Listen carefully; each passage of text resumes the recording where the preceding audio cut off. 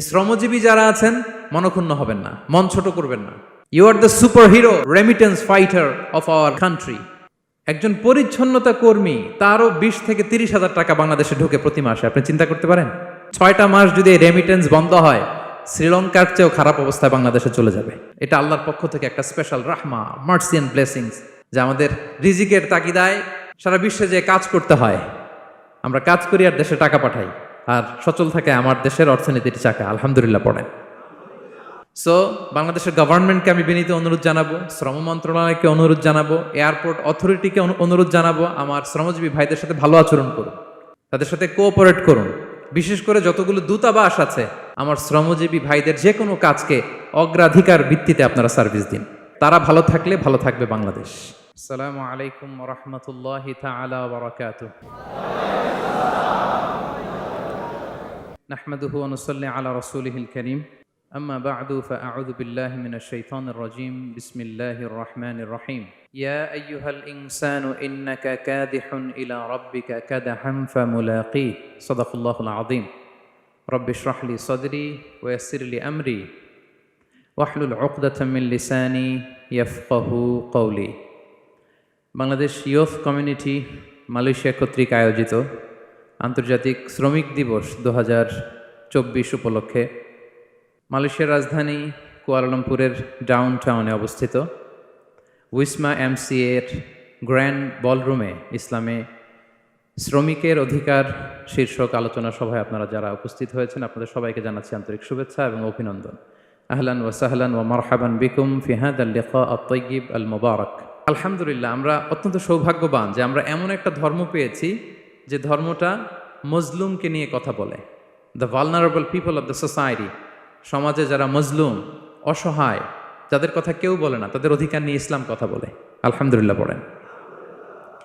ইসলাম শ্রমিকের অধিকার নিয়ে কথা বলে, লেবার রাইটস নিয়ে ইসলাম কথা বলে, ইসলাম উইমেন রাইটস নিয়ে কথা বলে, নারী অধিকার নিয়ে কথা বলে, ইসলাম হিউম্যান রাইটস নিয়ে কথা বলে, ইসলাম মানবাধিকার নিয়ে কথা বলে, ইসলাম অ্যানিমাল রাইটস নিয়ে কথা বলে, প্রাণী অধিকার নিয়ে কথা বলে। আল্লাহু আকবার। আপনি চাইলেই একটা প্রাণীকে আঘাত করতে পারবেন না। আমাদের দেশে এটা খুব বাজে একটা কালচার। কুকুর একটা দেখলেই আমরা কি করি? হয় ঢিল ছড়ি, না একটা লাথি মারি। কিছুই করে নাই আপনাকে, পাশ দিয়ে যাচ্ছে দেখলেই কি ঢিল মারে, লাথি মারে। আরো অনেক জঘন্য জঘন্য কাজ আমরা করি। তাহলে যারাই যেখানে বিপন্ন, মানবতা যেখানে বিপন্ন, সেখানেই ইসলাম হাজির হয়েছে। আলহামদুলিল্লাহ। এজন্য ইসলাম পেয়ে আমরা খুশি না বেজার বলেন? এজন্য প্রত্যেক সালাতের পরে আমরা ঘোষণা দিই, রাদিতু বিল্লাহি রাব্বা ওয়াবিল ইসলামি দীনা ওয়াবি মুহাম্মাদিন নাবিয়্যান ওয়া রাসূলা। আমরা আল্লাহকে রব হিসেবে পেয়ে খুশি, আমরা ইসলামকে দিন হিসেবে পেয়ে খুশি। তো আমরা রাসূল সাল্লাল্লাহু আলাইহি ইসলামকে নবী এবং রাসূল হিসেবে পেয়ে খুশি। তার মানে প্রত্যেক সালাতের পরে আমরা কি করি? এটার অ্যানাউন্সমেন্ট দেই। তো ইসলাম এমন একটা ধর্ম, যেখানেই মানবতা বিপন্ন সেখানেই ইসলাম হাজির।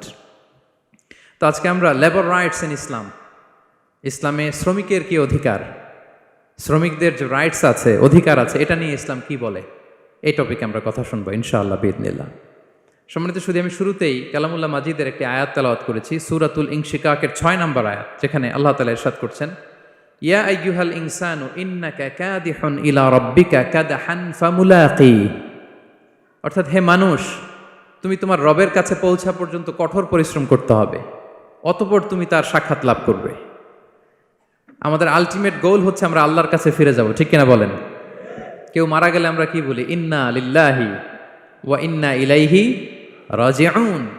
আমরা আল্লাহর জন্য এবং আল্লাহর দিকেই আমরা ফিরে যাব। তো আল্লাহ বলেন, ইন্নাকা কাদিহুন ইলা রাব্বিকা কাদহান ফামুলাকি।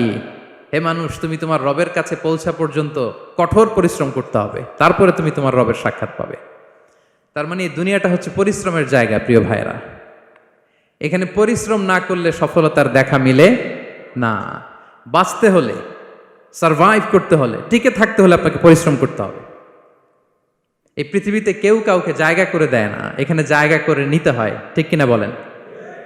আপনি যদি পরিশ্রম করেন, পরিশ্রমে যে ঘাম ঝরে শরীর থেকে, পরিশ্রমের ঘামে জন্ম নেয় সফলতার বীজ।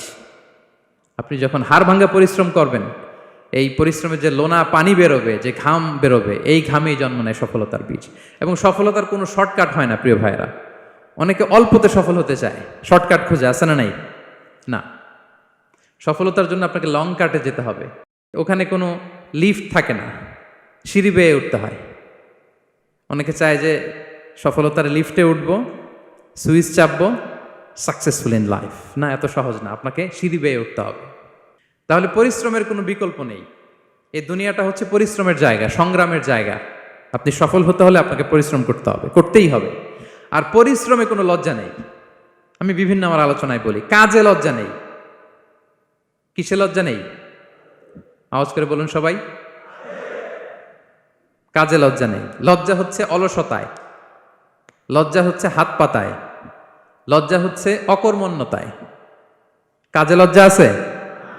লজ্জা কিসে বলেন সবাই? লজ্জা হচ্ছে অলসতায়, অকর্মণ্যতায়। যারা কাজ না করে ফুটানি মারে, ওইটাতে লজ্জা। অনেকে আছে ফুটানি মারে, আছে না নাই? কাজ করে না, সব ফুটানি, এই ফুটানিতে লজ্জা। কিন্তু পরিশ্রমে কোনো লজ্জা নেই। এজন্য আল্লাহ তাআলা বললেন, ইয়া আইয়ুহাল ইনসান ইন্নাকা কাদিহুন ইলা রাব্বিকা কাদহান ফামুলাকি। হে মানুষ, তোমার রবের কাছে পৌঁছা পর্যন্ত তোমাকে পরিশ্রম করতে হবে। হাড় ভাঙা পরিশ্রম করে আমার কাছে আসতে হবে, তবেই সফলতা মিলবে। অন্য আয়াতে আল্লাহ তাআলা বলছেন, লাকাদ খলাকনাল ইনসানা ফি কাবাদ। নিশ্চয়ই মানুষকে আমি কষ্ট এবং পরিশ্রম নির্ভর করে তৈরি করেছি। এই পৃথিবীতে টিকে থাকতে হলে তাকে পরিশ্রম করতে হয়, কষ্ট করতে হয়। এবং দুনিয়ার এই সাইকেলটা যদি দেখেন, দিন এবং রাতের যে সাইকেল, রাতকে আল্লাহ বানিয়েছেন ঘুমের জন্য, রেস্ট নেওয়ার জন্য, বিশ্রামের জন্য। আর দিনকে আল্লাহ বানিয়েছেন কর্মচঞ্চল করে, কাজের জন্য। দিনের মধ্যে কর্মস্পৃহা আছে। আল্লাহ তাআলা সূরা নাবাতে বলছেন, ওয়াজআলনান নাহারা মাআশা। আমি দিনকে বানিয়েছি কর্মচঞ্চল। দিনে আপনি কাজ করবেন, হাড় ভাঙা পরিশ্রম করবেন, তবেই সফলতা ধরা দিবে। ঠিক কিনা বলেন? তাহলে প্রথমে আমরা জানলাম এই পৃথিবীতে পরিশ্রম করতেই হবে, পরিশ্রমের কোনো বিকল্প নেই। সফল হতে চাইলে কি করতে হবে? আওয়াজ করে বলবেন, কি করতে হবে? এবং ইসলাম এই পরিশ্রমকে উৎসাহিত করে। পরিশ্রমের মাধ্যমে যে ইনকাম, এটাকে উৎসাহিত করে। বিষ্ণু ঈসা ইসলাম বলেন, মা আকালা আহাদুন তাআমান কাত্তু খায়রান আইয়াকুলা মিন আমালি ইয়াদাই। মানুষ পরিশ্রম করে তার দুই হাত দিয়ে উপার্জন করে যে জীবিকা নির্বাহ করে, এর চেয়ে শ্রেষ্ঠ জীবিকা পৃথিবীতে আর নেই। আল্লাহু আকবার। আপনারা যারা কষ্ট করে ঘাম ঝরিয়ে উপার্জন করেন, এই পৃথিবীতে এর চেয়ে শ্রেষ্ঠ উপার্জন আর হতে পারে? পরিশ্রম করে ঘাম ঝরিয়ে আপনি যে রিজিক এর বন্দোবস্ত আপনার হয়, এই খাবারের চেয়ে শ্রেষ্ঠ খাবার পৃথিবীতে হতে পারে? এরপর বিষ্ণু ঈসা ইসলাম বললেন, ওয়া ইন্না নাবিয়াল্লাহি দাউদ আলাইহিস সালাম কানা ইয়াকুলু মিন আমালি ইয়াদিহি। আল্লাহর নবী দাউদ আলাইহিস সালাম তিনি নিজ হাতের উপার্জন থেকে খেতেন। সুবহানাল্লাহি বিহামদি। তিনি আর্মর বানাতেন, যুদ্ধাস্ত্র। তিনি বর্ম বানাতেন, নিজ হাতে বর্ম বানিয়ে, যুদ্ধাস্ত্র বানিয়ে বিক্রি করে সেটা দিয়ে জীবিকা নির্বাহ করতেন। আল্লাহু আকবার। তাহলে পরিশ্রমের কোনো বিকল্প নেই। শ্রমের মাধ্যমে যে উপার্জন, এটা শ্রেষ্ঠ উপার্জন। তাই শ্রমজীবী যারা আছেন, মনক্ষুণ্ণ হবেন না, মন ছোট করবেন না। You are the superhero, you are the superhero, you are the remittance fighter of our country. এজন্য রাস্তা দিয়ে যখন হাঁটবেন, বুক ফুলিয়ে হাঁটবেন, আর বস্তা ভরে টাকা নিয়ে দেশে ফিরবেন। ঠিক কিনা বলেন? বুক ফুলিয়ে হাঁটতে হবে। এজন্য আমি আমার প্রিয় মাতৃভূমি বাংলাদেশের গভর্নমেন্টকে অনুরোধ করবো, আমাদের শ্রমজীবী ভাইদের যাতে সুবিধা হয়, এই ব্যবস্থা আপনাদের করতে হবে। বিনীত অনুরোধ রাখবো। শ্রম মন্ত্রণালয়ে যারা দায়িত্বে আছেন, স্পেশালি তাদেরকে রিকোয়েস্ট করবো, আমাদের শ্রমজীবী ভাইদের যেন কোনো কষ্ট না হয়, কারণ তাদের পাঠানো রেমিটেন্সে সচল থাকে আমার দেশের অর্থনীতির চাকা। তারা ভালো থাকলে ভালো থাকবে বাংলাদেশ। Very simple. ঠিক কিনা বলেন? আমার যে ভাইটা পরিচ্ছন্নতা কর্মী, রাস্তা ক্লিন করে, এয়ারপোর্টে ওয়াশরুম ক্লিন করে, একজন পরিচ্ছন্নতা কর্মী, তারও 20 থেকে 30 হাজার টাকা বাংলাদেশে ঢোকে প্রতি মাসে। আপনি চিন্তা করতে পারেন? হ্যাঁ, 6টা মাস যদি রেমিটেন্স বন্ধ হয়, শ্রীলঙ্কার চেয়েও খারাপ অবস্থায় বাংলাদেশে চলে যাবে। Just only 6 months. ভয়ঙ্কর অবস্থা হবে বাংলাদেশের। এটা আল্লাহর পক্ষ থেকে একটা স্পেশাল রাহমা, মার্সি এন্ড ব্লেসিংস, যে আমাদের রিজিকের তাগিদায় সারা বিশ্বে যে কাজ করতে হয়, আমরা কাজ করি আর দেশে টাকা পাঠাই, আর সচল থাকে আমার দেশের অর্থনীতির চাকা। আলহামদুলিল্লাহ পড়েন। সো বাংলাদেশের গভর্নমেন্টকে আমি বিনীত অনুরোধ জানাবো, শ্রম মন্ত্রণালয়কে অনুরোধ জানাবো, এয়ারপোর্ট অথরিটিকে অনুরোধ জানাবো, আমার শ্রমজীবী ভাইদের সাথে ভালো আচরণ করুন। তাদের সাথে কোঅপারেট করুন। বিশেষ করে যতগুলো দূতাবাস আছে সারা বিশ্বে, বাংলাদেশের যে মিশনগুলো, দূতাবাসগুলো, আমার শ্রমজীবী ভাইদের যে কোনো কাজকে অগ্রাধিকার ভিত্তিতে আপনারা সার্ভিস দিন। এটা দিতেই হবে, ঠিক কিনা বলেন? তারা ভালো থাকলে ভালো থাকবে বাংলাদেশ। তো এই জন্য শ্রমের কোনো বিকল্প নাই। নিজ হাতে উপার্জিত অর্থ, নিজ হাতে উপার্জিত কামাই, এটা শ্রেষ্ঠ কামাই। তো আলহামদুলিল্লাহ আজকের অডিয়েন্সের মধ্যে শ্রমজীবী ভাইয়েরা বেশি, আলহামদুলিল্লাহ পড়েন। এটা আমাদের সৌভাগ্য। এই যে বাংলাদেশে এখন চাকরি নাই, চাকরির বাজার মন্দা, মাস্টার্স পাস করে বেকার টোটো কোম্পানির ম্যানেজার, এরকম আছে না নাই? তার বিপরীতে আল্লাহ তাআলা আপনাদেরকে মালয়েশিয়া নিয়ে আসছে। প্রতি মাসে আপনি টাকা পাঠান, আলহামদুলিল্লাহ। আপনি বাংলাদেশের যে উন্নয়ন, বাংলাদেশের যে ডেভেলপমেন্ট, এই যে স্মার্ট বাংলাদেশ বলে বলে মন্ত্রীরা মুখে ফেনা তুলে ফেলে, এটার গর্বিত অংশীদার আপনি, ঠিক কিনা বলেন? আপনি গর্বিত অংশীদার। You are the contributor, you are the real contributor. আপনার অবদানে বাংলাদেশ আজকে সচল, আলহামদুলিল্লাহ। সো মন ছোট করার কোনো সুযোগ নেই। নিজ হাতে উপার্জিত কামাই, এটা পৃথিবীর শ্রেষ্ঠ কামাই, আলহামদুলিল্লাহ। পরিশ্রমের মাধ্যমে যে উপার্জন, এটাকে ইসলাম আমাদেরকে উৎসাহিত করে। শুধু নামাজ, রোজা, জিকির এগুলো নিয়ে ইসলাম আমাদেরকে পড়ে থাকতে বলেনি। কোরআনিক অর্ডার হচ্ছে আপনার নামাজ শেষ, আপনি বেরিয়ে পড়বেন, কাজে বেরিয়ে যাবেন। ফাইদা কুদিয়াতিস সালাতু ফান্তাশিরু ফিল আরদি ওয়াবতাগু মিন ফাদলিল্লাহ। বিধানটা কার বলুন? আওয়াজ করে বলুন, বিধানটা কার? এটা কোরআনিক ভার্ডিক্ট, কোরআনের বিধান। নামাজ শেষ, গোল হয়ে বসে জিকির করতে বলা নাই আল্লাহ। আল্লাহ বলেছে ফান্তাশিরু ফিল আরদ ওয়াবতাগু মিন ফাদলিল্লাহ, জমিনে ছড়িয়ে পড়ো, আল্লাহ রিজিক তালাশ করো। নামাজ শেষ, বেরিয়ে যাবেন। কৃষক চলে যাবে মাঠে, শ্রমজীবী চলে যাবে ফ্যাক্টরিতে, শিক্ষকরা চলে যাবে তাদের শিক্ষা প্রতিষ্ঠানে, কর্পোরেট ওয়ার্ল্ডের লোকেরা চলে যাবে তাদের প্রতিষ্ঠানে। ডেভেলপমেন্ট করতে হবে, সিভিলাইজেশন করতে হবে। নামাজের পরে গোল হয়ে বসে থাকা চলবে না। কি ব্যালেন্স দেখেছেন ইসলাম? আজান হয়েছে তো মসজিদে আসো, নামাজ শেষ বেরিয়ে পড়ো, আলহামদুলিল্লাহ। কি ভারসাম্যপূর্ণ ইসলাম। ফাইদা কুদিয়াতিস সালাতু ফান্তাশিরু ফিল আরদ, যখন সালাত শেষ জমিনে ছড়িয়ে পড়ো, আল্লাহ রিজিক অন্বেষণ করো। তাহলে শুধু নামাজ রোজার মধ্যে ইসলাম নয়, আপনাকে কর্মঠ হইতে হবে, পরিশ্রম করতে হবে, হাড় ভাঙা পরিশ্রম। বিশ্বনবী সাল্লাল্লাহু আলাইহি ওয়াসাল্লাম অত্যন্ত পরিশ্রমী ছিলেন। He started his first career as a shepherd. সুবহানাল্লাহ। ওনার প্রথম ক্যারিয়ার উনি রাখাল হিসেবে শুরু করেছেন।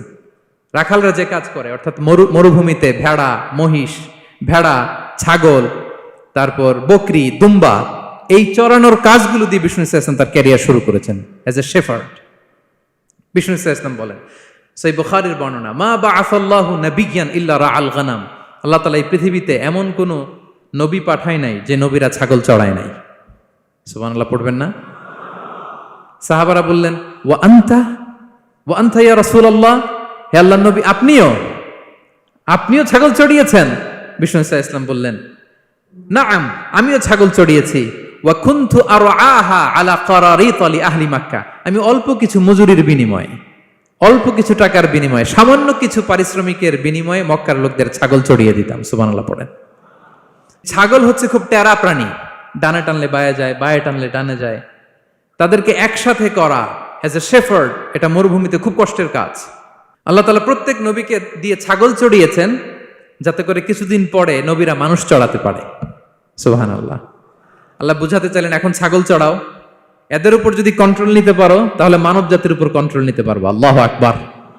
এজন্য প্রত্যেকটা নবীকে দিয়ে, সহিহ বুখারীর বর্ণনা, মা বাআসাল্লাহু নাবিয়্যান ইল্লা রাআল গানাম, আল্লাহ পৃথিবীতে এমন কোন নবী পাঠায় নাই যেই নবীকে দিয়ে আল্লাহ ছাগল চড়ায় নাই। তো বিষ্ণু সাল্লাল্লাহু আলাইহি ওয়াসাল্লাম ছাগল চড়িয়েছেন, অত্যন্ত সুঠাম দেহী ছিলেন, কর্মঠ ছিলেন। তার মানে বিষ্ণু সাল্লাল্লাহু আলাইহি ওয়াসাল্লামও পরিশ্রম করে উপার্জন করেছেন, ঠিক কিনা? ছাগল চড়াতেন, তার বিনিময়ে সামান্য কিছু পারিশ্রমিক নিতেন, মজুরি নিতেন, এতে লজ্জা নাই। এজন্য এই কথা দিয়ে শুরু করেছি যে কাজে লজ্জা নেই। এই তো বিষ্ণু সাল্লাল্লাহু আলাইহি ওয়াসাল্লামের ক্যারিয়ার গেল। আমরা যদি সাহাবাদের জীবনী দেখি, ওনারাও পরিশ্রমী ছিলেন। কেউ খেজুর বাগানে কাজ করতেন, কেউ কৃষি কাজ করতেন, কেউ বাজারে ব্যবসা করতেন, কেউ বসে থাকেন নাই। হাড় ভাঙ্গা পরিশ্রম করেছেন প্রত্যেকটা সাহাবা। তারা আমাদের মডেল, তারা আমাদের সুপার হিরো, তারা আমাদের আইকন, ঠিক কিনা? নবীরা আমাদের মডেল, সাহাবারা আমাদের মডেল। বিষ্ণু সাল্লাল্লাহু আলাইহি ওয়াসাল্লাম কর্মঠ ছিলেন, ওনার সাহাবারা অত্যন্ত কর্মঠ ছিল, কেউ বসে থাকতেন না। পরিশ্রম করতেন, হাড় ভাঙ্গা পরিশ্রম করতেন, উপার্জন করতেন। তারা আমাদের জন্য প্রেরণার বাতিঘর। অনেক সাহাবাদের বায়োগ্রাফি থেকে আপনাদেরকে ঘটনা শেয়ার করা যাবে। আমি একজন সাহাবার জীবনী শোনাবো আপনাদেরকে।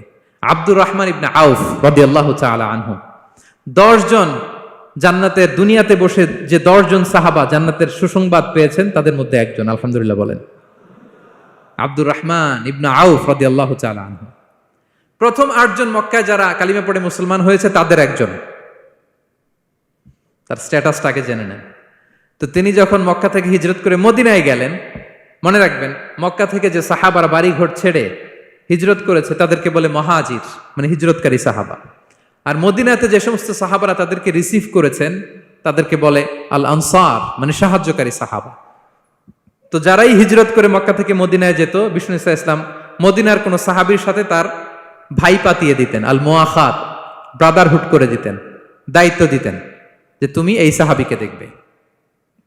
তো আব্দুর রহমান ইবনে আউফ রাদিয়াল্লাহু তাআলা আনহু যখন হিজরত করে গেলেন, তার দেখভাল করার জন্য যে সাহাবীর দায়িত্ব পড়ল তার নাম হচ্ছে সাআদ ইবনে রাবিয়া, আনসারী সাহাবী রাদিয়াল্লাহু তাআলা আনহু। বিষ্ণু বললেন, সাআদ, আব্দুর রহমান ইবনে আউফ তোমার ভাই, ভাই বানিয়ে দিলেন। কি বানিয়ে দিলেন? তুমি তাকে টেক কেয়ার করবে, সে হবে তোমার মেহমান। সুবহানাল্লাহ।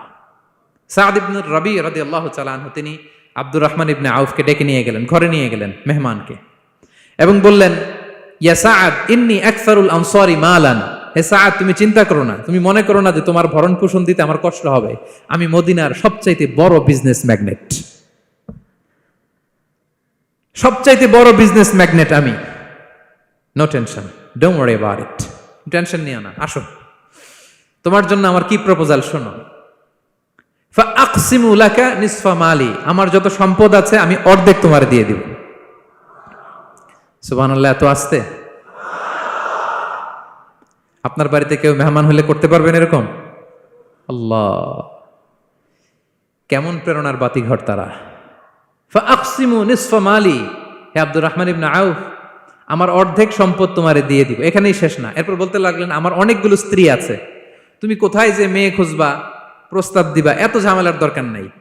আমার কোন স্ত্রীকে তোমার ভালো লাগে বলো, তার যদি তোমাকে ভালো লাগে তাহলে প্রয়োজনে তাকে আমি ডিভোর্স দিয়ে দিব, তাকে নিয়ে তুমি সুখের সংসার করবা। আল্লাহু আকবার, আল্লাহু আকবার। অর্ধেক সম্পদ দিয়ে দিব, আমার একাধিক স্ত্রী আছে, কাউকে যদি তোমার পছন্দ হয় এবং সেও যদি তোমাকে পছন্দ করে, প্রয়োজনে তাকে ডিভোর্স দিব, new life, new career, just go on. আমরা এই সুযোগ পেলে কি করতাম? সাথে সাথে অর্ধেক সম্পদ নিয়ে নিতাম, ঠিক কিনা? আব্দুর রহমান ইবনে আউফ প্রেরণার বাতিঘর। উনি কি করলেন? উনি বললেন, লা হাজাতা লি ফি যালিক, আমার ভাই তুমি যে বলছো, এ সাআদ ইবনে রবি, তুমি যে এত চমৎকার প্রপোজাল দিয়েছো, এতেই আমি খুশি, তোমার কোনো কিছুর আমার দরকার নাই। বারাকাল্লাহু লাকা ফি আহলিকা ওয়া মালিক, আল্লাহ তোমার সম্পদেও বরকত দেখ, আল্লাহ তোমার পরিবারেও বরকত দেখ। তবে একটা কষ্ট করতে হবে, সেটা কি?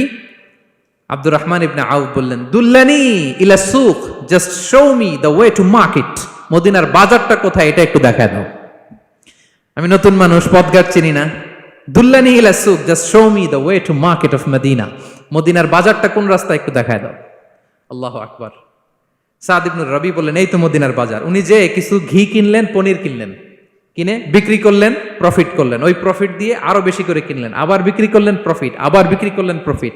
এই কেনা বেচা করতে করতে 1-2 মাসের মধ্যে উনি মদিনার one of the biggest business magnate হয়ে গেলেন। আল্লাহু আকবার। কি হাড় ভাঙ্গা পরিশ্রমই না তারা করেছেন। একেবারে রেডি ক্যারিয়ার ছিল, গেলাম সবচেয়ে বড় বিজনেসম্যানের অর্ধেক সম্পত্তি পেয়ে গেলাম। He didn't accept the ready career, rather he made his own path with his own endeavor. নিজের চেষ্টায়, নিজের পরিশ্রমে, নিজের ঘাম ঝরিয়ে নিজের ক্যারিয়ার তৈরি করেছেন। চিল্লায় বলেন ঠিক কিনা? This is the biography of Abdur Rahman ইবনে আউফ রাদিয়াল্লাহু তাআলা আনহু। সাহাবারা কতটা পরিশ্রম করেছেন, তার মানে বিশ্বনবী পরিশ্রমী ছিলেন, সাহাবারা পরিশ্রমী ছিলেন। এবং বিষ্ণু ঈসা ইসলাম পরিশ্রম করতে বলতেন সবাইকে, হাত পাততে নিষেধ করতেন, কারণ দারিদ্রতা বড্ড ভয়ঙ্কর। দারিদ্রতা যার আসে সে বুঝে। বাংলা একটা কথা আছে, অভাব যখন দরজায় এসে দাঁড়ায়, ভালোবাসা তখন সবার মুখস্থ দেখছেন? অভাব যখন দরজায় এসে দাঁড়ায়, ভালোবাসা তখন জানলা দিয়ে পালায়। দারিদ্রতা ঈমান কেড়ে নেয়। আপনি পার্বত্য চট্টগ্রামের অবস্থা জানেন? আমাদের বাংলাদেশের পাহাড়ি এলাকার অবস্থা জানেন? ওখানে আমাদের গরিব মুসলিম ভাইদেরকে সামান্য কিছু টাকা পয়সা দিয়ে ওদেরকে খ্রিস্টান বানিয়ে ফেলতেছে মিশনারিগুলো। এই খবর তো আমরা রাখি না। দারিদ্রতা বড্ড ভয়ঙ্কর। এজন্য বিষ্ণু ইসলাম দারিদ্রতা থেকে আল্লাহর কাছে পানাহ চাইতেন। তিনি বলতেন, আল্লাহুম্মা ইন্নী আউযু বিকা মিনাল ফাকরি ওয়াল কিল্লাতি ওয়াদ-দিল্লাহ। ও আল্লাহ, I seek refuge with you from poverty, from insufficiency and humiliation. ও আল্লাহ, আমি তোমার কাছে দারিদ্রতা থেকে পানাহ চাই। ও আল্লাহ, আমি তোমার কাছে স্বল্পতা থেকে পানাহ চাই। ও আল্লাহ, আমি তোমার কাছে লাঞ্ছনা থেকে পানাহ চাই। পড়েন আমিন। এই দোয়াটা বেশি বেশি পড়বেন। আল্লাহুম্মা ইন্নী আউযু বিকা মিনাল ফাকরি ওয়াল কিল্লাতি ওয়াদ-দিল্লাহ। হে আল্লাহ, আমি দারিদ্রতা থেকে পানাহ চাই। আল্লাহ, স্বল্পতা থেকে পানাহ চাই। আল্লাহ, লাঞ্ছনা থেকে পানাহ চাই। সবাই পড়ুন আমিন। বিষ্ণু ইসলাম যে দোয়াগুলো শিখিয়েছেন এগুলো হচ্ছে very precise in wording but comprehensive in meaning. শব্দে খুব ছোট, কিন্তু অর্থ মানুষের হৃদয়ে এটার আবেদন অনেক ব্যাপক, অনেক বেশি। আপনি সারাদিন মিলিয়েও দোয়ার মধ্যে এত সুন্দর প্রার্থনা বাক্য তৈরি করতে পারবেন না, কিন্তু বিষ্ণু ইসলাম এক বাক্যে যেটা চেয়েছেন গোটা দুনিয়াটা এর ভেতরে ঢুকে গিয়েছে। আল্লাহুম্মা ইন্নী আউযু বিকা মিনাল ফাকরি ওয়াল কিল্লাতি ওয়াদ-দিল্লাহ। আল্লাহ, দারিদ্রতা থেকে পানাহ চাই। বিষ্ণু ইসলাম নিজে স্বয়ং দারিদ্রতা থেকে পানাহ চাইতেন। তাহলে দারিদ্রতার সাথে আমাদের কোনো সম্পর্ক? আমরা পরিশ্রম করব, আমরা কাজ করে খাবো, কাজে কোনো লজ্জা নেই। লজ্জা অলসতায়, চিল্লায় বলেন ঠিক কিনা? এবং বিষ্ণু ইসলামের কাছে কেউ যদি হাত পাতত, যদি দেখতেন তার কাজ করার যোগ্যতা আছে, বিষ্ণু ইসলাম ভিক্ষা দিতেন না, কাজে উৎসাহিত করতেন, ভিক্ষাবৃত্তিকে অনুৎসাহিত করতেন। এক যুবক এসে হাত পাতলো, বিষ্ণু ইসলাম আমার কিছু দেন। নই বললেন, তুমি তো শক্ত সামর্থ্য মানুষ, বাসায় কি আছে বলো? সে বলে, আমার বাড়িতে একটা পানি খাওয়ার জগ আছে আর একটা চাদর আছে। বিষ্ণু ইসলাম বললেন, নিয়ে আস। সে নিয়ে আস। এবার বিষ্ণু ইসলাম চাদর আর জগ দুইটা নিয়ে সাহাবাদেরকে বললেন, মাইয়াশতারি হাযাইন, কে কিনবে? অকশন চিনেন? অকশন, অকশনে কি করে? নিলামে দাম তোলে না? তো রাসূল সাল্লাল্লাহু আলাইহি ওয়াসাল্লাম তার চাদর আর জগটা নিলামে তুললেন। এই কে কিনবে? মাইয়াশতারি হাযাইন, মাইয়াশতারি হাযাইন। একজন বলল, ফাকালা রাজুল আনা আখিযুহুমা বিদিরহাম, ইয়া রাসূলুল্লাহ, আমি 1 দিরহামে কিনবো। কয় দিরহাম? বিষ্ণু বললেন, 1 দিরহাম, 1 দিরহাম, 1 দিরহাম। মানে এর চেয়ে কেউ বাড়াবে কিনা? মাইয়াজিদু আলা যালিক, এর চেয়ে বাড়ায় দিবা কে? আরেক সাহাবী বলল, ইয়া রাসূলুল্লাহ, আমি 2 দিরহামে কিনবো। 2 দিরহাম, 2 দিরহাম, 2 দিরহাম, আর বাড়ে না। বিষ্ণু ইসলাম তার কাছে 2 দিরহাম দিয়ে বিক্রি করে দিলেন। 2 দিরহাম নিয়ে যুবককে বললেন, নাও, 1 দিরহাম দিয়ে কিছু খাবার কিনে তোমার ফ্যামিলিকে দিয়ে আস। আরেক দিরহাম দিয়ে একটা কুঠার কিনে নিয়ে আস। তো যুবক কুঠার কিনে আনলো। ফাওয়াদাআ লাহু আর-রাসূল সাল্লাল্লাহু আলাইহি ওয়াসাল্লাম ইয়াদান, রাসূল সাল্লাল্লাহু আলাইহি ওয়াসাল্লাম নিজ হাতে ওই কুঠারের একটা হাতল লাগাই দিলেন কাঠের। কারণ শুধু কুঠার দিয়ে তো হবে না, একটা হাতল থাকতে হবে না? বিষ্ণু সাল্লাল্লাহু আলাইহি ওয়াসাল্লাম ওনার মোবারক হাতে, বরকতময় হাতে ওই কুঠারে একটা হাতল লাগাই দিলেন। এবার বললেন, যাও, 1 দিরহাম দিয়ে কুঠার, আরেক দিরহাম দিয়ে খাবার কিনে আনো। এই কুঠার দিয়ে জঙ্গলে যে কাঠ কেটে লাকড়ি বেচে জীবিকা নির্বাহ করো। সামনের 15 দিন আমার সামনে যেন তোমার ঘুরঘুর করতে না দেখি।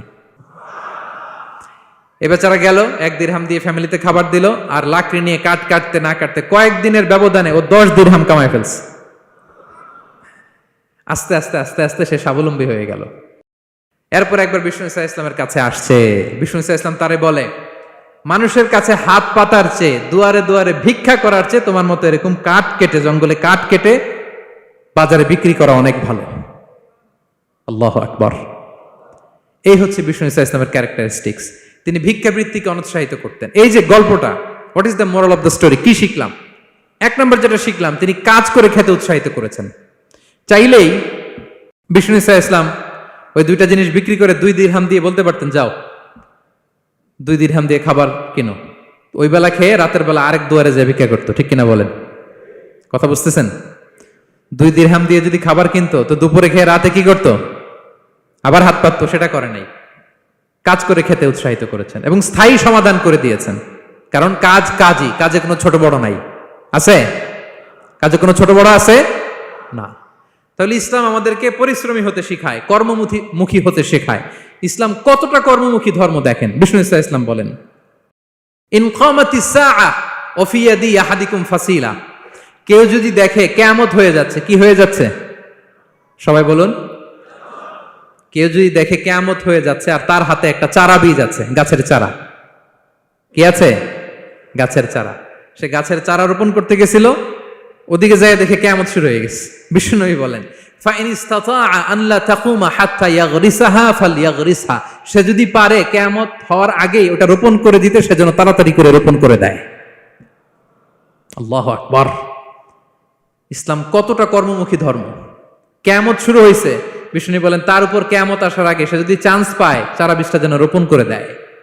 আর আমরা এখন আখিরুজ্জামান, দাজ্জাল আসবে, কিয়ামত হয়ে যাবে, 2025 সালেই হবে, এগুলো বলে কাজকর্ম সব বন্ধ করে দিচ্ছে। এরকম ডাকাইতে আছে না নাই?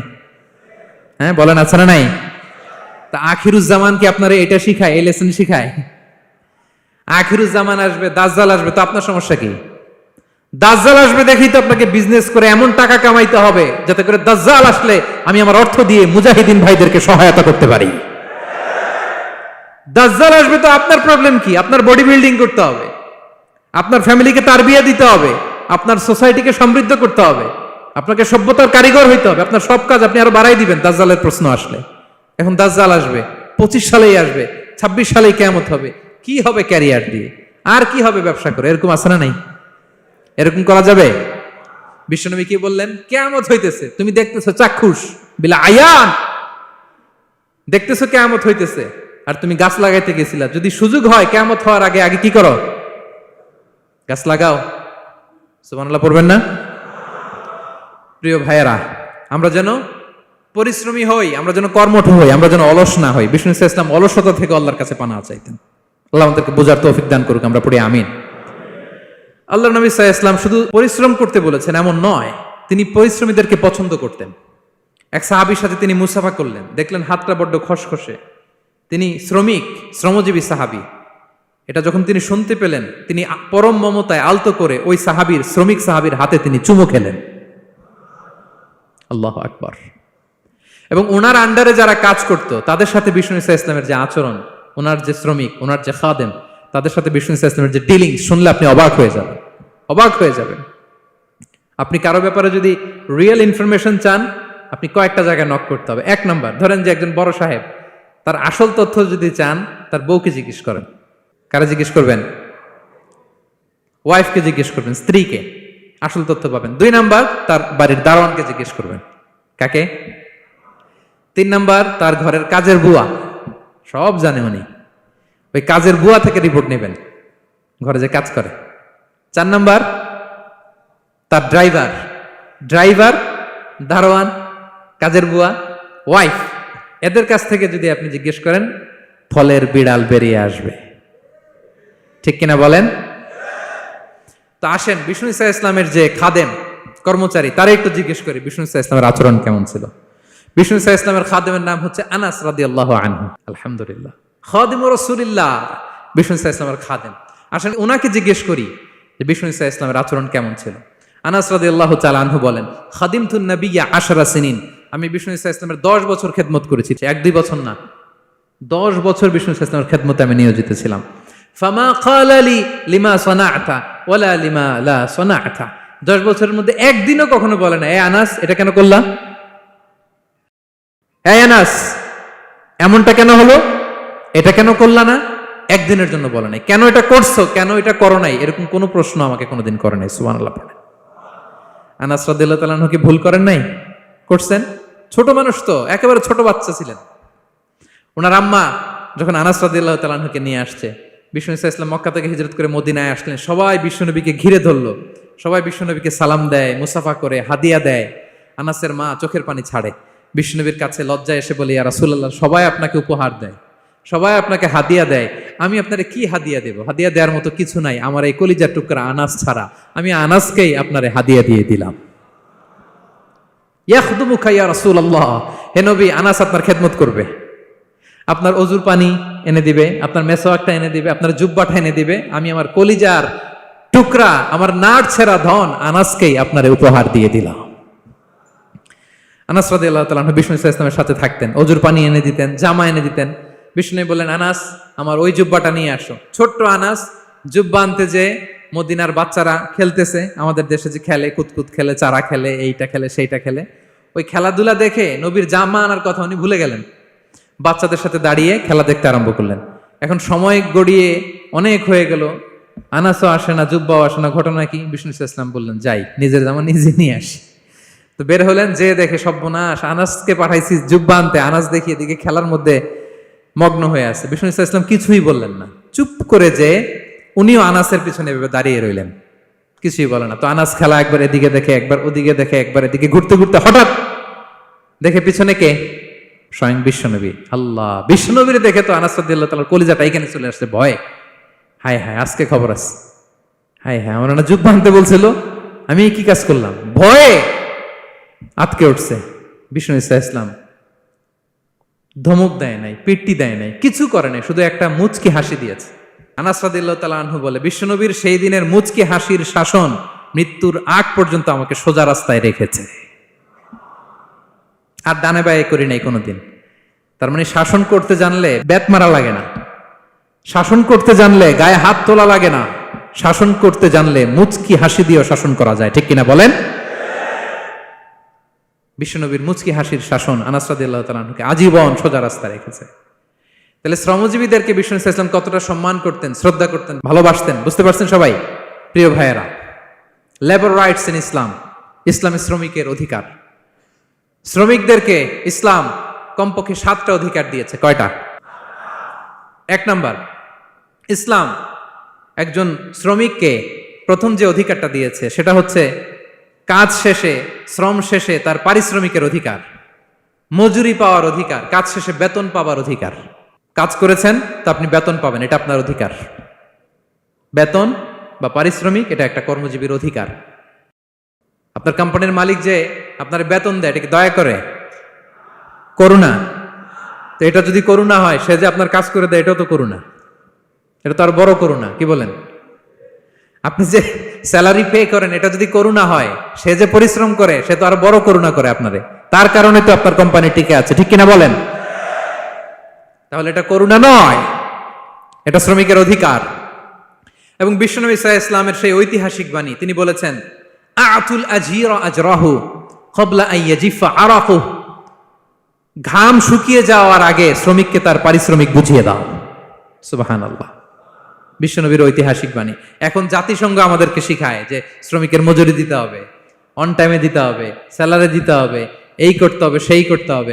মানবাধিকারের কর্মীরা আমাদেরকে শিখায়, তারা শিখানোর 1500 বছর আগে বিশ্বনবী সাল্লাল্লাহু আলাইহি ওয়াসাল্লামের ঐতিহাসিক বাণী, তিনি বলেছেন, আতুল আজিরা আজরাহু ক্বাবলা আন ইয়াজিফা আরাকু, শ্রমিকের ঘাম শুকাবার আগে তার মজুরি পেমেন্ট করে দাও। সুবহানাল্লাহ বিহামদি। ঘাম শুকিয়ে যাওয়ার আগে মানে অন টাইম, দ্রুততম সময়ে শ্রমিককে তার মজুরি দিয়ে দাও, তার বেতন দিয়ে দাও। যারা শ্রমিককে তার পারিশ্রমিক অন টাইমে দেয় না, স্যালারি অন টাইমে পে করে না, টালবাহানা করে, গরিমসি করে, তাদের ব্যাপারে বিষ্ণু সাল্লাল্লাহু আলাইহি ওয়াসাল্লাম কি বলেন? বিষ্ণুই বলেন, 3 শ্রেণীর ব্যক্তি, সালাসাতুন আনা খাসমুহুম ইয়াউমাল কিয়ামা, 3 শ্রেণীর ব্যক্তির বিরুদ্ধে আমি বিশ্বনবী কিয়ামতের দিন আল্লাহর কাঠগড়ায় মামলা দায়ের করব। আমি বিশ্বনবী 3 শ্রেণীর ব্যক্তির বিরুদ্ধে আমি বিশ্বনবী আল্লাহর সুপ্রিম কোর্টের কাঠগড়ায় মামলা দায়ের করব। এর মধ্যে 1 শ্রেণীর ব্যক্তি হচ্ছে রাজুলুন ইস্তাআজারা আজিরান ফাস্তাওফা মিনহু ওয়া লাম ইউতিহি আজরা, কোন ব্যক্তি যে শ্রমিক নিয়োগ দেওয়ার পরে তার কাছ থেকে কাজ বুঝিয়ে নিয়েছে কিন্তু তাকে তার প্রাপ্য বুঝিয়ে দেয়নি। এরকম ডাকাত আমাদের সমাজে আছে না নাই? কাজ ঠিকই বুঝে নিছে কিন্তু তার প্রাপ্যটা বুঝিয়ে দেয়। বিশ্বনবী বলেন, তার বিরুদ্ধে আমি মামলা দায়ের করব। প্রিয় ভাইরা, বুঝে থাকলে উত্তর দেন। বিশ্বনবী যার বিরুদ্ধে মামলা দায়ের করবে তার জান্নাত তো একেবারে ডাইরেক্ট, তাই না? হ্যাঁ, সুন্দর বলছে একজন, তার কোনো জামিন নাই, ঠিক কিনা বলেন? বিশ্বনবী যার বিরুদ্ধে মামলা দায়ের করেছে তার জান্নাতে যাওয়া তো দূর কি বাত, সে জান্নাতের ঘ্রাণও তার নাকে ঢুকবে না, চিল্লায় বলেন ঠিক কিনা? এই জন্য খবরদার, শ্রমিককে তার শ্রম নেয়ার পরে তার পারিশ্রমিক দিয়ে দেন, তার ঘাম শুকিয়ে যাওয়ার আগে, মানে অন টাইম। এটা নিয়ে কোনো টাল বাহানা করা যাবে তা নাহলে বিশ্বনবী তার বিরুদ্ধে মামলা দায়ের করবে। তার মানে 1 নম্বর অধিকার বুঝে পাইছেন? আপনি যে কাজ করেন, কাজের বিনিময়ে যে পারিশ্রমিক পান, যে স্যালারি পান, এটা আপনার অধিকার। এটা করুণা নয়, এটা অনুকম্পা নয়, এটা কোনো দয়া নয়, ইটস ইউর রাইট, এটা আপনার অধিকার। আওয়াজ করে বলুন তো, গলা ফুলিয়ে, এটা আপনার কি? 2 নাম্বার, একটা শ্রমিককে ইসলাম যে অধিকার দেয় সেটা হচ্ছে চুক্তি মাফিক সকল সুযোগ সুবিধা প্রাপ্তির অধিকার। অর্থাৎ একজন এমপ্লয়ার যখন তার এমপ্লয়িকে নিয়োগ করে, একটা এমপ্লয়মেন্ট কন্ট্রাক্ট থাকে না? এমপ্লয়মেন্ট কন্ট্রাক্ট বোঝেন তো? একটা চুক্তিপত্র থাকে, এখানে ফিক্স করা থাকে ওয়ার্কিং আওয়ার্স, কয় ঘন্টা আপনি কাজ করবেন, আপনার জব স্পেসিফিকেশন, কি করবেন কি করবেন না, আপনার স্যালারির ব্যাপারে থাকে, কত স্যালারি দিবে, কখন দিবে, আবার আপনি ওভার টাইম করলে এক্সট্রা পে করবে, আপনি রেগুলার কাজ করলে ঘন্টায় per hour 20 ringgit, overtime করলে 40 রিঙ্গিট। তারপর আপনি কখন ব্রেক নেবেন, একটা ব্রেক থাকে না যে এই টাইমে একটা ব্রেক দিতে হবে, এগুলো মিউচুয়াল আন্ডারস্ট্যান্ডিং এ এমপ্লয়মেন্ট কন্ট্রাক্টে থাকে। আপনি হলিডে কখন করবেন, ছুটি থাকতে হবে। টানা 7 দিন কাজ করানো যাবে বলেন? না, আন্তর্জাতিকভাবে এটা নিষিদ্ধ। টানা 7 দিন কোনো কাজ নাই, একদিন তার হলিডে থাকতে হবে, তার অ্যানুয়াল লিভ থাকতে হবে। Right to rest and leisure, বিশ্রামের একটা সময় লাগবে। এই যে 1 মে আন্তর্জাতিক শ্রমিক দিবস, এটা শুরু হয়েছে কিভাবে?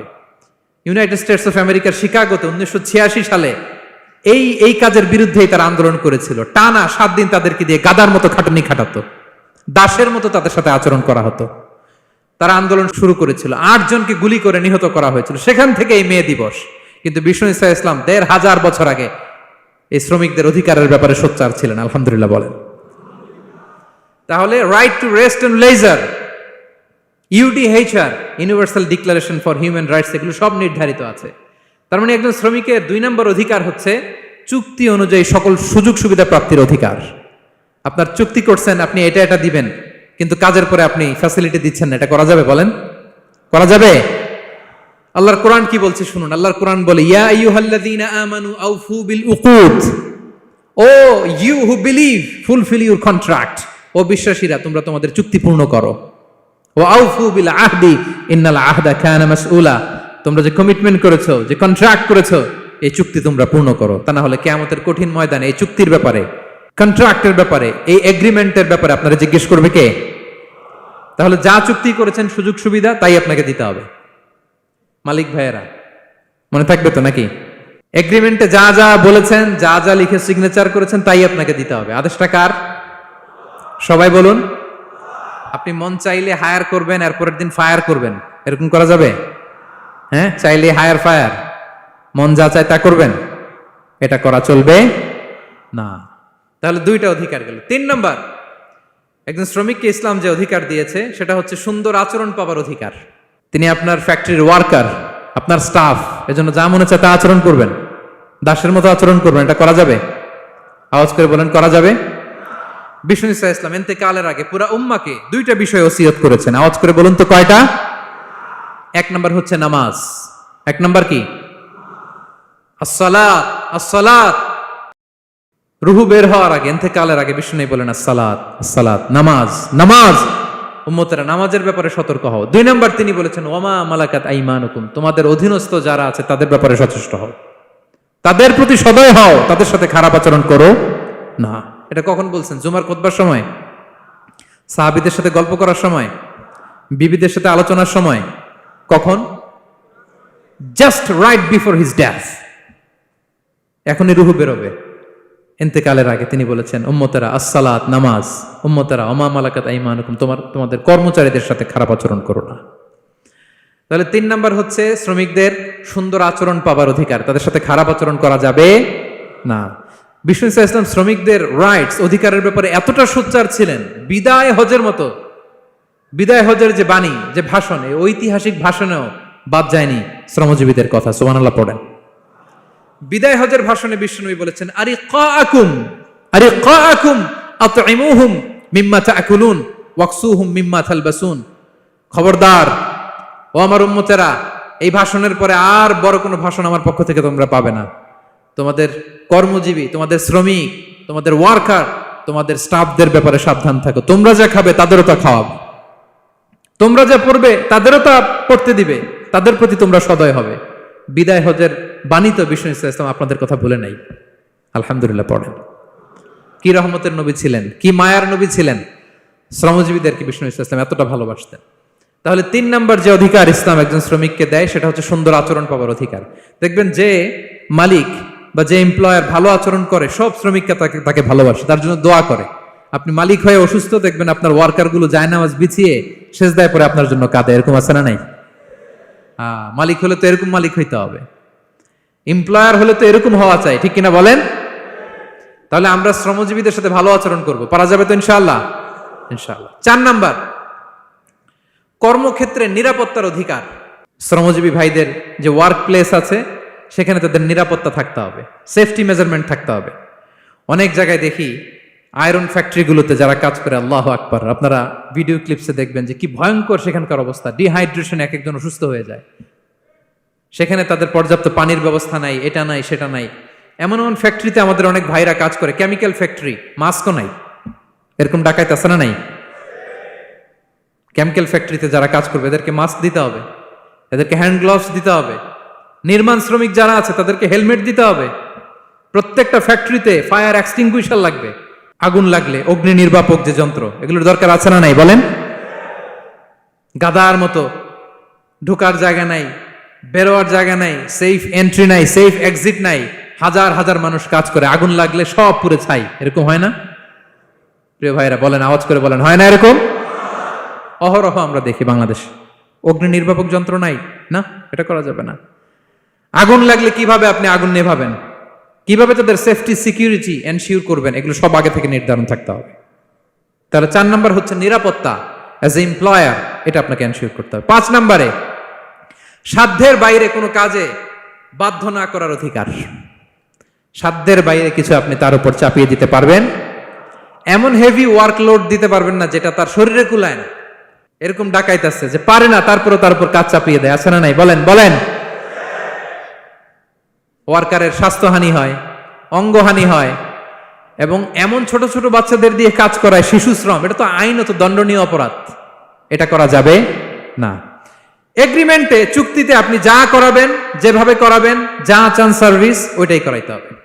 এবং আল্লাহর বিধান এটা, লা ইউকাল্লিফুল্লাহু নাফসান ইল্লা উসআহা, আল্লাহ সাধ্যের বাইরে বান্দার উপরও কোনো কিছু চাপিয়ে দেয় না। এটা samely applicable to the worker. Bishnu Islam বলেন, ওয়ালা ইউকাল্লাফু মিনাল আমালি ইল্লা মা ইউতিক, সাধ্যের বাইরে কোনো ওয়ার্কারকে অতিরিক্ত কোনো কাজ চাপিয়ে দেয়া যাবে না। ফাইন কাল্লাফাহু, যদি তাকে সাধ্যের বাইরে কোনো কাজ চাপিয়ে দিতে হয়, মা ইয়াগলিবুহু, যেটা তার জন্য কষ্ট হয়ে যায়, ফাল ইউইনহু আলাই, এই কাজে তাকে সাহায্য করতে হবে। মালিক হয়ে আপনার হাত লাগাতে হবে, অথবা এক্সট্রা ম্যান পাওয়ার নিতে হবে, ওয়ার্ক ফোর্স নিতে হবে। সুবহানাল্লাহ পড়েন। বিশ্বনবী মনে হচ্ছে যেন বর্তমান যে এই যে হাজার হাজার ফ্যাক্টরি, এই কলকারখানা, এই ওয়ার্কারদের দুর্দশাগুলো দেখে দেখে পয়েন্টে পয়েন্টে ধরে ধরে কথা বলেছেন। আল্লাহু আকবার। যদি সাধ্যের বাইরে কিছু চাপিয়ে দিতে হয় তাহলে তাকে সহায়তা করতে হবে। তাহলে 5 নাম্বার শ্রমিকের অধিকার হচ্ছে সাধ্যের বাইরে কোনো কাজে বাধ্য না করার অধিকার। আপনি বাধ্য করতে পারবেন না। কটা গেল? 5টা। মাশাআল্লাহ, খুব মনোযোগী শ্রোতা। 6 নম্বরে শ্রমিকের উপর আল্লাহ যা যা ফরজ করেছেন তা আদায়ের অধিকার দিতে হবে আপনাকে। সালাতের সময় হলে তাকে নামাজ পড়তে দিতে হবে। নন মুসলিম হলে এটা ভিন্ন ইস্যু, তখন আপনি চেষ্টা করবেন একটা মুসলিম কোম্পানিতে যাওয়ার, মুসলিম মালিকের আন্ডারে যাওয়ার, অথবা তাদেরকে সবাই মিলে অ্যাপ্লিকেশন করে বুঝাবেন যে সামান্য ফরজ নামাজটুকু পড়ার অনুমতি, পারমিশন আমরা চাই। কিন্তু কোনো মুসলিম এমপ্লয়ার নামাজের জন্য বাধা দিতে পারবে না। রমজান মাসে রোজা রাখা শ্রমিকের জন্য ফরজ না, অনুমতি দিতে হবে। নারী কর্মীদেরকে, যারা নারী কর্মী আছে তাদেরকে পর্দার অনুমতি দিতে হবে, হিজাবের অনুমতি দিতে হবে। মালিক তো দূরের কথা, আমাদের বাংলাদেশে অনেক বিশ্ববিদ্যালয়ের শিক্ষকরাই অনুমতি দেয় না। এরকম ডাকাত শিক্ষক আছে না নাই? এরকম জালেম বাংলাদেশে আছে না নাই? ঢাকা বিশ্ববিদ্যালয় চিন্তা করা যায়, মুসলিমদের টাকা দিয়ে যে বিশ্ববিদ্যালয়, ওখানে আমার বোনেরা পর্দা করে যেতে পারে না, আমার মুসলিম বোনেরা হিজাব পড়তে পারে না, নেকাব পড়তে পারে না। এই অধিকার কি শিক্ষককে দেওয়া হয়েছে? কথা বলেন না, never. You never can do that. একটা রেগুলার ড্রেস কোড থাকবে, এটা সবাই মানবে। এটার উপরে দিয়ে সে চাদর পরবে না ওড়না পরবে না হিজাব পরবে না ব্লেজার পরবে, এটা নিয়ে নাক গলানোর ক্ষমতা কোনো শিক্ষকের নাই। চিল্লায় বলেন ঠিক কিনা? তাহলে আপনার কর্মস্থলে মুসলিম নারীরা যদি কাজ করে, নারী কর্মীদের জন্য পর্দার ব্যবস্থা করতে হবে, ঠিক কিনা বলেন? হালাল ফুড খাওয়ার ব্যবস্থা থাকতে হবে। ওয়াইন খাওয়ানো যাবে না, ড্রিঙ্কস করানো যাবে না, পর্ক খাওয়ানো যাবে না, ঠিক কিনা বলেন? আপনার কোম্পানিতে আপনার শ্রমিককে দাড়ি রাখতে চাইলে দাড়ি রাখার অনুমতি দিতে হবে, ঠিক কিনা বলেন? দাড়ি রাখা ওয়াজিব। দাড়ি রাখা কি কোন কোন মতে সুন্নাতে মুআক্কাদা, যেটাই আমরা বলি একজন মুসলিমের জন্য এটা আবশ্যক। দাড়ি রাখতে বাধা দেয়া যাবে? আমাদের বাংলাদেশে দেয়? হ্যাঁ, কোন কোন কোম্পানি দেয়। কোন কোম্পানি দেয় বলেন? হ্যাঁ, আরং। এই পাওয়া গেছে আরং। কিছুদিন আগে দাড়ি রাখবে বলে এক ছেলেকে কর্মচ্যুত করেছে, এরকম আছে না নাই? করা যাবে? করা যাবে বলেন?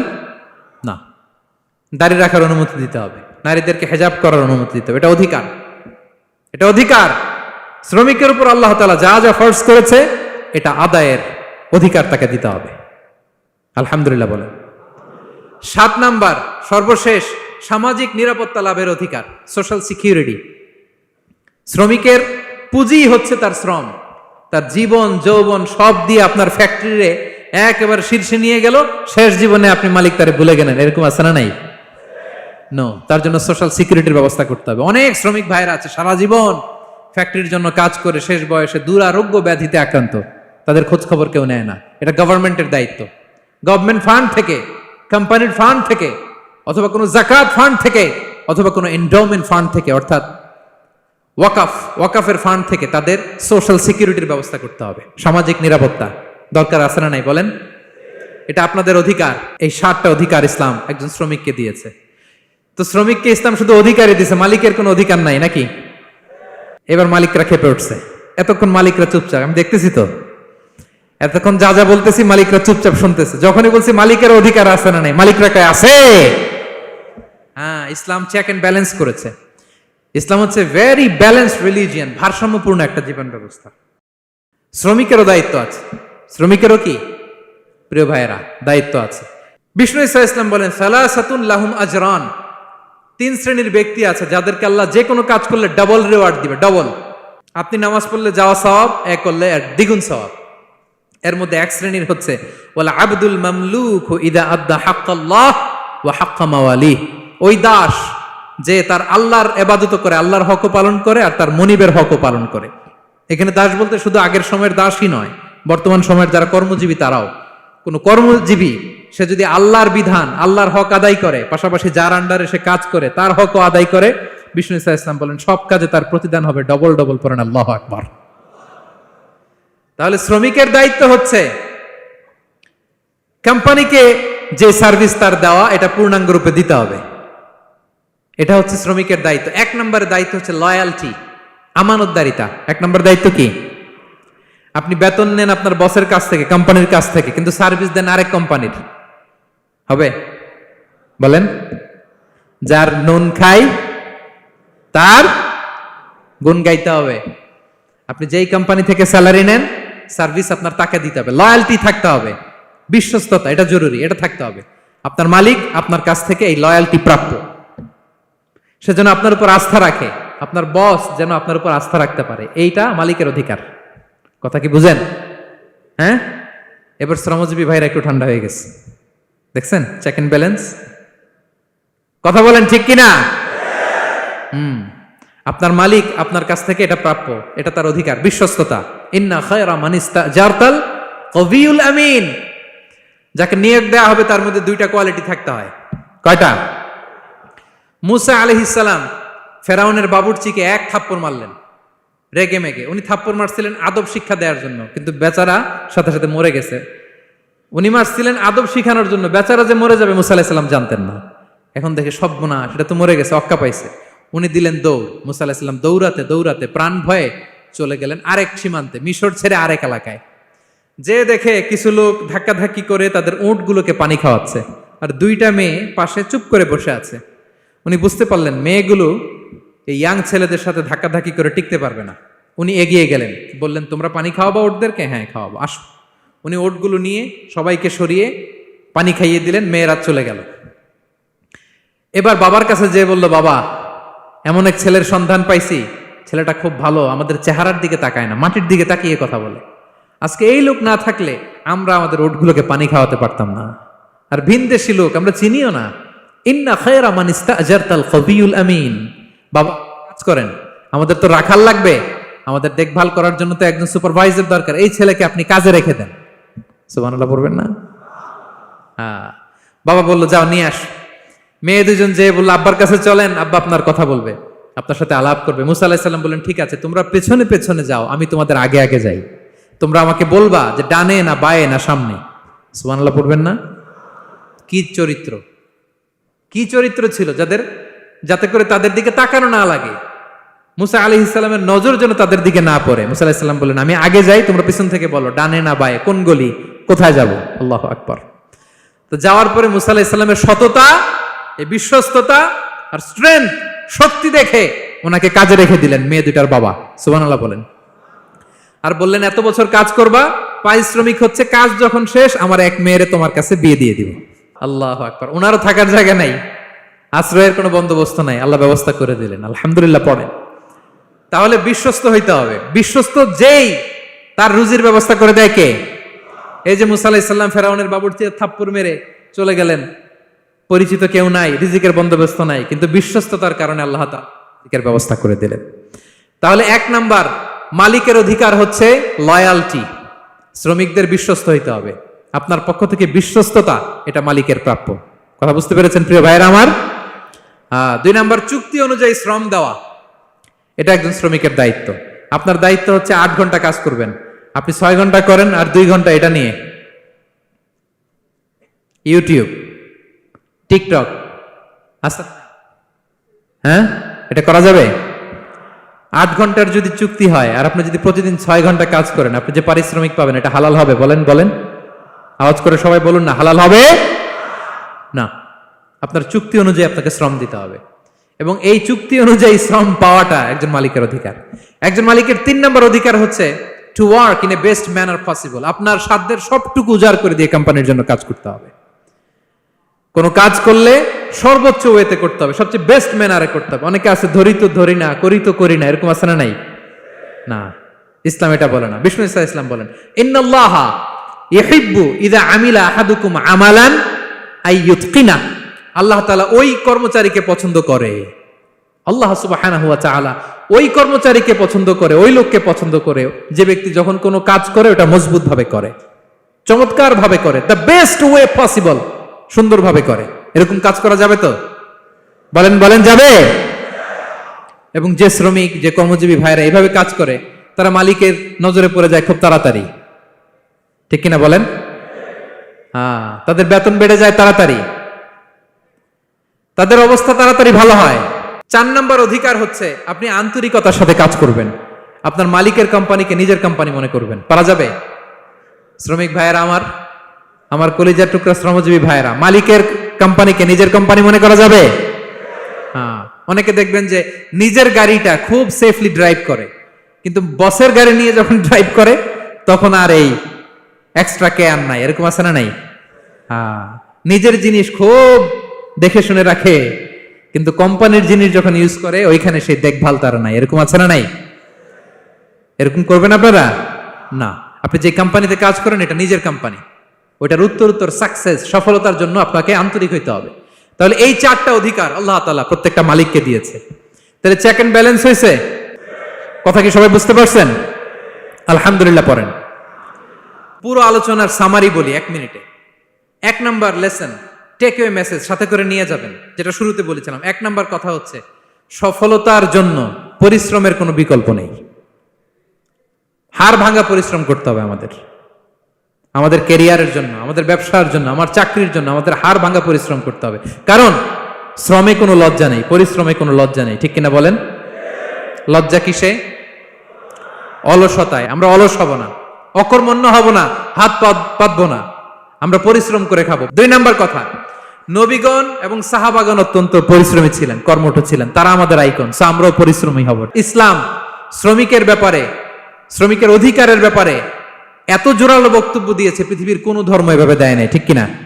সো আমরা যারা মালিক আছি, আমরা যেন আমাদের অধীনস্থ শ্রমজীবীদের প্রতি সদয় হই, তাদের অধিকার আদায়ের জন্য আমরা সচেষ্ট হই। আর আমরা যারা শ্রমিক আছি, কর্মজীবী আছি, আমরা আমাদের মালিকের কোম্পানিকে যেন নিজের কোম্পানি মনে করি, আন্তরিকতার সাথে, লয়ালটির সাথে যেন আমরা কাজ করি।